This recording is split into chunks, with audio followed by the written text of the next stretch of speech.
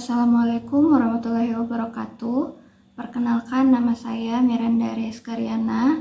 Saya adalah dosen di Institut Teknologi dan Bisnis Skala, khususnya di program studi Manajemen Retail. Video ini saya buat sebagai bagian dari unjuk kerja Tridharma Perguruan Tinggi, khususnya aspek pengajaran sebagai salah satu persyaratan untuk mengikuti seleksi sertifikasi dosen tahun 2025. Melalui video ini saya akan menunjukkan simulasi atau gambaran terkait proses pengajaran yang saya jalankan untuk salah satu mata kuliah yang saya ampu semester ini, yaitu Perencanaan Sumber Daya Manusia atau Perencanaan SDM. Mata kuliah ini bisa diprogramkan oleh mahasiswa pada semester 6 dengan bobot mata kuliah sebanyak 3 SKS. Mata kuliah ini sendiri bertujuan untuk memberikan mahasiswa pengetahuan dan keterampilan agar mereka bisa lebih proaktif di dalam mengelola sumber daya manusia atau mengelola tenaga kerja organisasi untuk membantu organisasi mencapai tujuan strategisnya. Pada mata kuliah ini ada 3 capaian pembelajaran yang ingin diraih. Yang pertama adalah mahasiswa mampu memahami konsep dan strategi perencanaan sumber daya manusia. Yang kedua, mahasiswa mampu menganalisis kebutuhan dan pengelolaan sumber daya manusia dalam organisasi. Yang ketiga, mahasiswa mampu merancang dan mengimplementasikan strategi perencanaan sumber daya manusia yang efektif. Di mata kuliah ini nanti akan dilaksanakan melalui 16 pertemuan dalam satu semester, dan selama 16 pertemuan itu akan ada 14 bahan kajian yang akan dibahas dengan mengacu pada buku Employee Relations Essential oleh Keller. Buku ini sebagai referensi utama dan sebagai referensi pendukung, mahasiswa dapat menggunakan sumber bacaan lainnya maupun berita terkini terkait sumber daya manusia. Untuk memastikan bahwa capaian pembelajaran mata kuliah khusus untuk mata kuliah ini dapat dicapai dengan baik, biasanya di dalam proses pengajaran saya menerapkan pendekatan DIA atau Delivery, Interaction, and Assessment. Dalam proses delivery atau penyajian mata kuliah, semua bahan pembelajaran seperti materi bahan ajar, kemudian bahan bacaan pendukung lainnya, kemudian ada video pembelajaran dan materi pembelajaran lainnya, itu akan diunggah pada Google Classroom biasanya seminggu sebelum pertemuan dimulai. Hal ini dimaksudkan agar mahasiswa dapat mempersiapkan diri dan dapat memahami konsep atau pembahasan terkait materi yang akan dibahas. Kemudian hal ini juga tentunya sudah selaras atau sudah sesuai dengan pendekatan student center learning yang diterapkan pada perguruan tinggi. Kemudian untuk proses interaction atau proses interaksi di dalam kegiatan belajar mengajar dipastikan agar dapat berlangsung 2 arah sehingga komunikasi antara dosen dan mahasiswa itu dapat berjalan lebih efektif dan diskusi di dalam kelas itu bisa terjalin dengan baik. Selanjutnya untuk proses assessment atau proses penilaian di mata kuliah ini ada beberapa unsur penilaian. Yang pertama ada proyek kelompok dengan bobot penilaian 40%, kemudian ada studi kasus dengan bobot penilaian 30%, kemudian ada tugas tertulis dengan bobot penilaian 10%. Selanjutnya ujian tengah semester dan ujian akhir semester masing-masing dengan bobot 10%.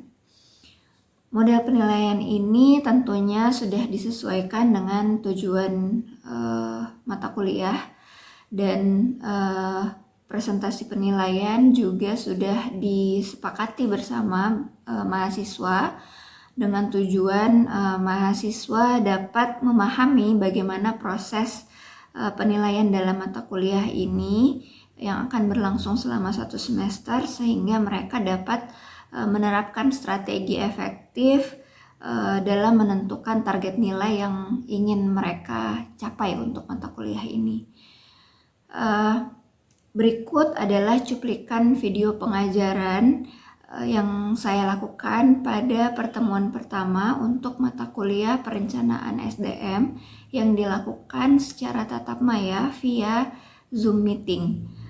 Pada pertemuan ini digunakan metode pembelajaran CBL atau Collaborative Learning. Assalamualaikum warahmatullahi wabarakatuh. Waalaikumsalam warahmatullahi Waalaikumsalam wabarakatuh. warahmatullahi wabarakatuh. Selamat siang. Terima kasih sudah bergabung. Selamat datang di kelas perencanaan sumber daya manusia atau perencanaan SDM. Baik, sebelum kita mulai mungkin kita buka dengan membaca surah Al-Fatihah.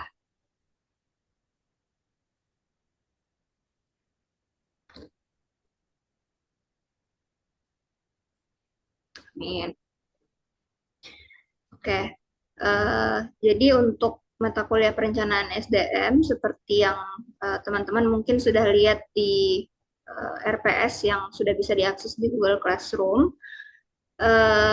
Untuk mata kuliah ini kita akan banyak membahas terkait bagaimana pengelolaan sumber daya manusia atau perencanaan sumber daya manusia di dalam organisasi untuk membantu organisasi mencapai tujuan strategisnya. Saya izin share screen dulu.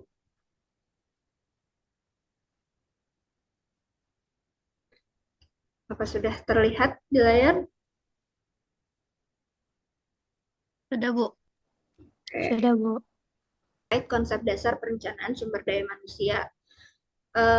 Untuk tujuan pembelajarannya sendiri itu ada 4 yang ingin dicapai. Ya, yang pertama adalah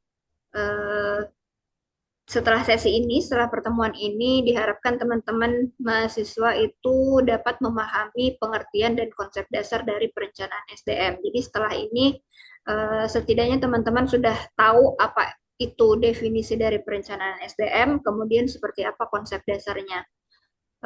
Yang kedua adalah bagaimana atau apa pentingnya perencanaan SDM di dalam organisasi. Kenapa sih organisasi itu perlu merencanakan sumber daya manusianya? Gitu. Apa yang membuat perencanaan SDM ini penting? Kemudian yang selanjutnya adalah menjelaskan proses perencanaan SDM yang efektif. Gitu. Jadi perencanaan SDM itu kan adalah sebuah proses ya. Jadi nanti kita akan membahas bagaimana langkah-langkahnya, bagaimana apa saja step-step yang ada di dalam proses perencanaan SDM, kemudian apa yang dapat dilakukan organisasi supaya proses ini bisa menjadi efektif. Kemudian yang terakhir adalah tantangan apa saja yang dihadapi oleh organisasi di dalam merencanakan SDM. Jadi 4 tujuan pembelajaran ini yang harapannya akan kita capai di akhir sesi atau di akhir pertemuan ini. Nah, kita masuk ke sub bagian yang pertama, yaitu definisi perencanaan sumber daya manusia. Nah, seperti yang saya bilang tadi, mata kuliah perencanaan SDM ini kan adalah mata kuliah lanjutan ya dari manajemen sumber daya manusia yang mungkin kalian ambil di semester 2. Nah, sebelum kita masuk ke definisi perencanaan sumber daya manusia, ada yang mau menyampaikan opini atau ada yang mau menjelaskan tidak apa itu perencanaan sumber daya manusia? Atau apa yang kalian ketahui terkait perencanaan SDM? Saya, Bu. Ya, silakan, Jerry. Baik, terima kasih, Bu. Kalau sepengetahuan saya, perencanaan SDM ini untuk memastikan orang mau dibilang itu adalah right man in the right place, begitu, Bu. Oke, right man in the right place. Ada lagi yang lain? Saya Bu. Ya, silakan. Jadi perencanaan SDM itu berupa suatu proses yang dimana menentukan kebutuhan tenaga kerja suatu organisasi di masa depan. Oke. Nah, eh, dari yang disampaikan oleh Cherry dan Keisha tadi ada beberapa poin ya yang bisa kita ambil. Jadi eh, kalau menurutnya Cherry tadi perencanaan sumber daya manusia itu intinya adalah right man in the right place.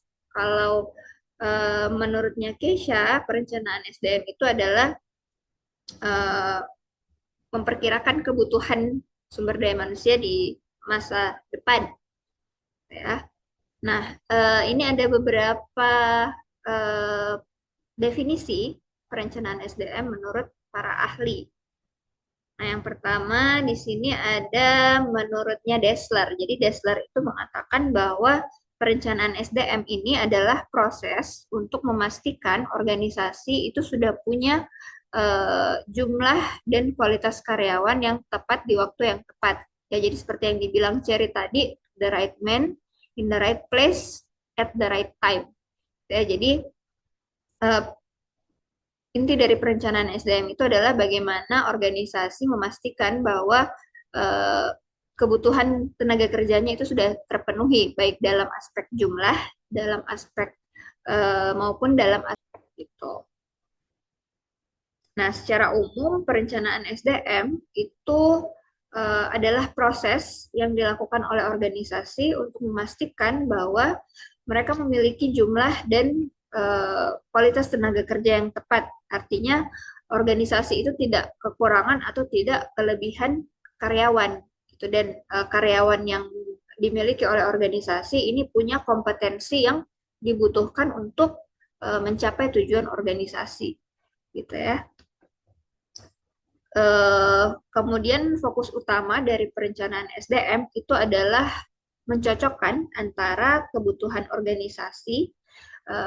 Kebutuhan organisasi ini bisa dilihat dari tujuan dan strategi bisnisnya organisasi, ya. Kemudian kebutuhan ini dicocokkan dengan ketersediaan tenaga kerja yang dimiliki. Ketersediaan ini dalam hal jumlah dan keterampilan. Apakah organisasi sudah punya jumlah tenaga kerja yang sesuai untuk mencapai tujuannya, kemudian memiliki kompetensi yang sesuai untuk menjalankan strategi bisnisnya. Seperti itu. Nah, di dalam perencanaan SDM itu ada beberapa komponen, ada 3 komponen. Yang pertama ada proyeksi kebutuhan SDM, kemudian ada analisis ketersediaan SDM, kemudian yang ketiga ada perbandingan antara kebutuhan dan ketersediaan.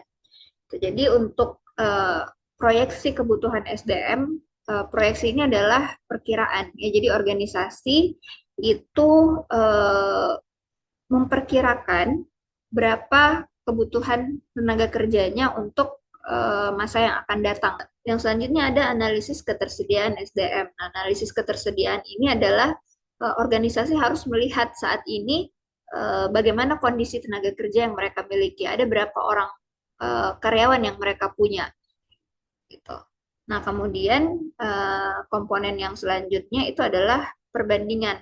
Nah, jadi dari hasil proyeksi dan hasil analisis ketersediaan SDM ini kemudian kita bandingkan. Nah, kalau memang ada gap antara proyeksi dan ketersediaan, maka disitulah organisasi harus melakukan beberapa tindakan intervensi. Misalnya, kalau ternyata hasil proyeksinya kita butuh 50 orang karyawan, dan hasil analisis ketersediaan ternyata karyawan yang kita punya hanya 30 orang. Nah, maka bentuk intervensi yang dilakukan adalah organisasi harus melakukan perekrutan. Itu karena kita ternyata karyawannya masih kurang. Nah, sekarang kita masuk ke pentingnya perencanaan sumber daya manusia. Kenapa perencanaan sumber daya manusia itu penting? Apa sih kira-kira yang membuat organisasi itu harus merencanakan sumber daya manusianya? Ada yang mau menjawab? Bu, Ya, silakan Dela. kan organisasi itu mempunyai tenaga kerja sesuai kebutuhan. Agar organisasi punya tenaga kerja sesuai kebutuhan. Oke, ada lagi yang lain? Saya, Bu, Ya, Yusti. kenapa perencanaan SDM itu penting? Karena untuk menghindari kekurangan atau kelebihan karyawan. Untuk menghindari kekurangan atau kelebihan karyawan. Oke. Nah, perencanaan SDM itu penting bagi organisasi karena perencanaan SDM ini bisa membantu organisasi untuk menghindari masalah tenaga kerja ya seperti yang Yusti bilang tadi bahwa perencanaan SDM itu bisa membantu organisasi agar tidak kekurangan atau tidak kelebihan karyawan. Nah, selain itu, perencanaan SDM juga membantu organisasi untuk memastikan bahwa organisasi punya tenaga kerja atau punya SDM dengan keterampilan sesuai dengan kebutuhan. Gitu ya. Jadi, seperti yang dibilang Dela tadi, bahwa perencanaan SDM itu dilakukan agar organisasi itu bisa memastikan bahwa mereka punya SDM yang sesuai kebutuhan ya. Nah, adapun manfaat perencanaan SDM bagi organisasi itu yang pertama adalah meningkatkan daya saing perusahaan. Untuk manfaat perencanaan SDM bagi organisasi itu ada 3. Yang pertama adalah perencanaan SDM dapat meningkatkan daya saing perusahaan atau daya saing organisasi. Manfaat yang selanjutnya adalah perencanaan SDM ini bisa menjamin keberlanjutan operasional organisasi. Nah, kemudian yang manfaat yang selanjutnya adalah perencanaan SDM itu bisa memastikan pengelolaan SDM yang lebih baik dan efisien. Kita masuk ke proses perencanaan sumber daya manusia. Nah, perencanaan sumber daya manusia itu terdiri dari beberapa tahapan ya atau beberapa step. Yang pertama dimulai dari analisis kebutuhan SDM dan selanjutnya masuk ke tahapan pengadaan SDM. Nah, pengadaan SDM ini biasanya dilakukan melalui tahap rekrutmen dan seleksi. Nah, setelah SDM-nya diadakan melalui rekrutmen dan seleksi, selanjutnya SDM tersebut dikembangkan. Nah, pengembangan ini biasanya kalau kita merujuk ke fungsi manajemen sumber daya manusia, mereka masuk ke tahap pelatihan dan pengembangan. Kemudian setelah dikembangkan, selanjutnya SDM tersebut dipelihara. Ya, jadi ada yang namanya pemeliharaan SDM. Nah, pemeliharaan SDM ini bentuknya bisa bermacam-macam. Misalnya organisasi bisa menyediakan benefit atau tunjangan yang menarik bagi karyawannya. Setelah pemeliharaan ada yang namanya pengendalian dan evaluasi. Itu kalau teman-teman masih ingat di fungsi manajemen sumber daya manusia itu ada yang namanya penilaian kinerja gitu atau performance appraisal. Jadi dari penilaian kinerja itu organisasi bisa melihat mana SDM yang produktif, mana SDM yang kira-kira masih butuh pembinaan atau pelatihan. Nah, selanjutnya akan dievaluasi dan dilakukan feedback gitu atau dilakukan penindaklanjutan gitu. Kalau memang ternyata SDM-nya dirasa masih kurang produktif, mungkin bisa diberikan pelatihan tambahan atau coaching dan mentoring. Ya. Nah, kemudian selanjutnya terkait tantangan perencanaan sumber daya manusia. Nah, dari faktor-faktor internal maupun faktor eksternal tadi, itu kemudian akan lahir beberapa tantangan yang bisa dihadapi oleh organisasi di dalam merencanakan SDM. Itu tantangan yang pertama adalah perubahan teknologi yang cepat, seperti yang saya jelaskan tadi, ya. Ketika organisasi memutuskan untuk mengimplementasikan sebuah teknologi, maka organisasi harus siap dulu dari aspek SDM-nya, memastikan bahwa ketika teknologi tersebut diimplementasikan di organisasi, kita punya orang-orang yang mumpuni, kita punya orang-orang yang mampu untuk menjalankan teknologi tersebut. Kemudian yang kedua adalah ketidakpastian ekonomi dan pasar tenaga kerja. Ya, jadi organisasi di dalam menghadapi tantangan ketidakpastian ekonomi dan pasar tenaga kerja ini harus siap. Ya, kemudian tantangan yang terakhir ada persaingan dalam memperoleh SDM yang berkualitas.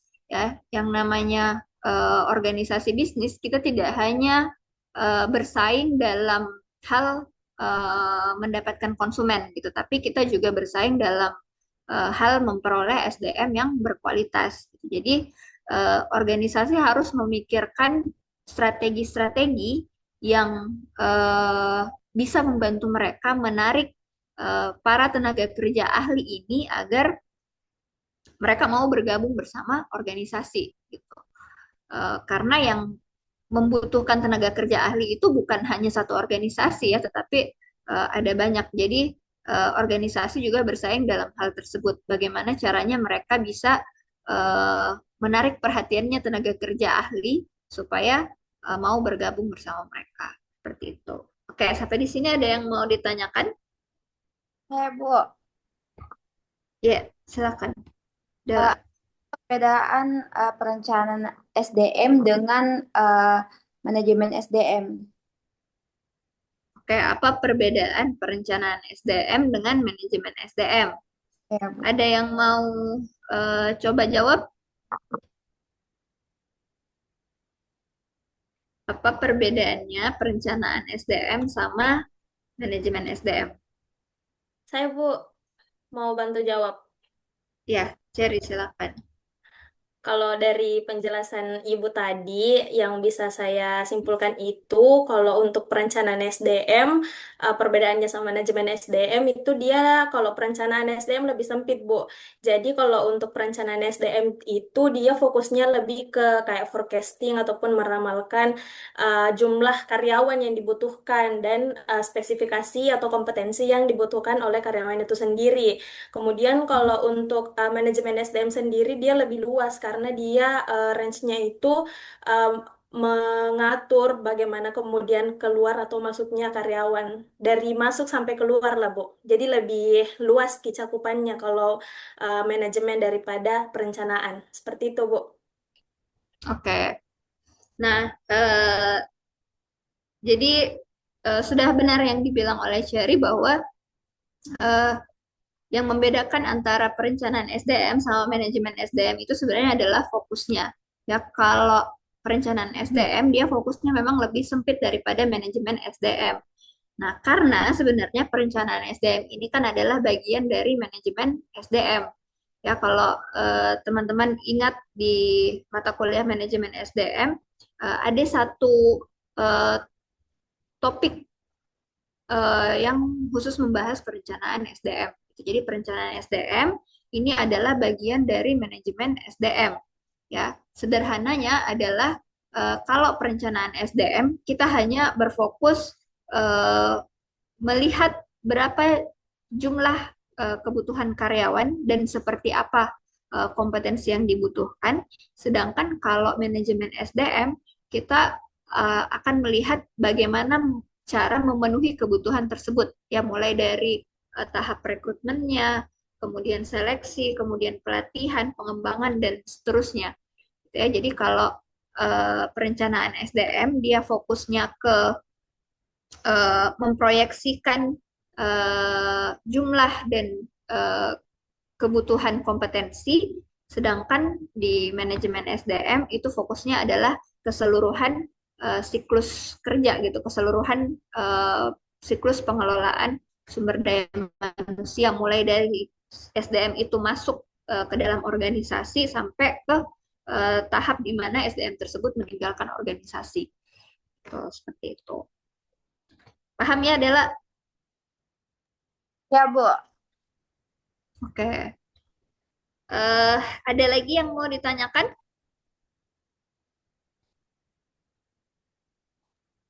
Jelas, Ibu. Oke, kalau sudah tidak ada pertanyaan, mungkin ada yang mau bantu menyimpulkan pembahasan kita hari ini? Saya Bu. Ya, Kisha. Oke, jadi berdasarkan yang Ibu bahas tadi terkait perencanaan SDM, saya bisa menyimpulkan bahwa inti dari perencanaan SDM ini berupa yang bagaimana kita mencocokkan antara kebutuhan organisasi dengan ketersediaan tenaga kerja. Nah, dalam hal jumlah dan keterampilan. Nah, perencanaan SDM ini menjadi hal yang penting karena bisa membantu menghindari masalah tenaga kerja yang tidak terencana, seperti kekurangan ataupun kelebihan karyawan. Itu sih Bu yang saya pahami. Oke, oke, berarti saya bisa bilang bahwa tujuan pembelajaran hari ini sudah tercapai ya, karena eh, teman-teman sudah paham definisi dan konsep dasar dari perencanaan SDM, kemudian kalian juga sudah bisa menjelaskan kenapa perencanaan SDM itu penting bagi organisasi. Kemudian tadi kita juga sudah bahas terkait proses dan tantangan yang dihadapi organisasi di dalam melakukan perencanaan SDM. Nah, saya kira cukup untuk pertemuan hari ini. Untuk pertemuan selanjutnya, kita akan membahas terkait faktor-faktor yang mempengaruhi perencanaan sumber daya manusia. Kita akan fokus ke faktor rekrutmen dan seleksi, ya. Untuk materi dan bahan ajar itu nanti teman-teman bisa akses di Google Classroom. Tolong dipersiapkan sebelum pertemuan minggu depan. Kemudian, nah, untuk membantu teman-teman mempersiapkan diri, ini ada tugas, ya, tugas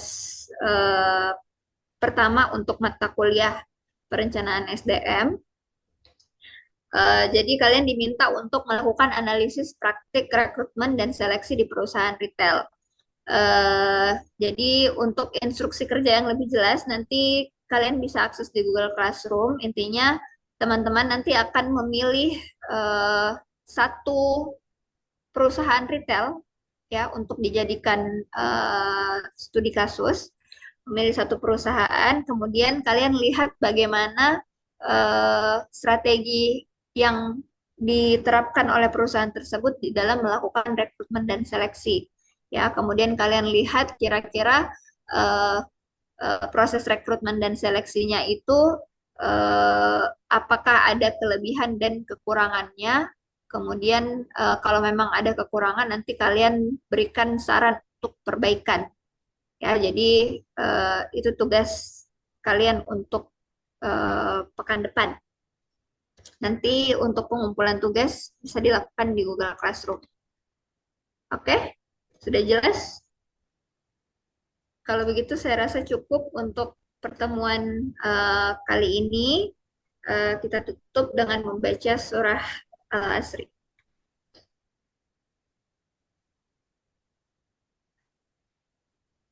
Amin. Amin.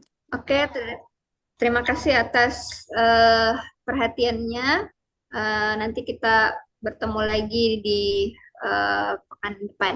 Assalamualaikum warahmatullahi wabarakatuh.